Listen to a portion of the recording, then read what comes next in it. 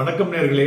சந்தைகளினுடைய market breadth, அதாவது sentiment understand பண்ணிக்கிறதுக்கு நம்ம யூஸ் பண்றது ரேஷியோ அட்வான்ஸ் டிக்ளைன் ரேஷியோ, ஏடிஆர்னு சொல்லுவோம்.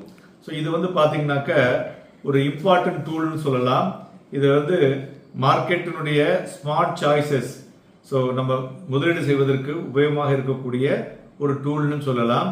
இது பார்த்தோம்னா நேஷனல் ஸ்டாக் எக்ஸ்சேஞ்சில் என்எஸ்சியில் பார்த்தோம்னா நம்ம டெய்லி அட்வான்ஸ் டிக்ளைன் ரேஷியோ சொல்கிறோம் இல்லையா.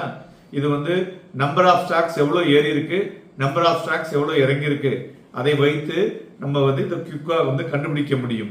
ஸோ இதனுடைய ஃபார்முலா என்னன்னா total number of stocks up divided by total number of stocks down. So இதுலேருந்து கண்டுபிடிக்கிறத வச்சு நம்ம இதனுடைய எப்படி பார்ப்போம் அப்படின்னு ஒரு எக்ஸாம்பிள் பார்த்தோம்னா 500 ஸ்டாக்ஸ் ஏறி இருக்கு அண்ட் 300 ஸ்டாக்ஸ் இறங்கி இருக்குனாக்க 500 டிவைடட் பை 300. ஸோ அது வரது bullish movement. So this is the way you have to invest. Happy trading.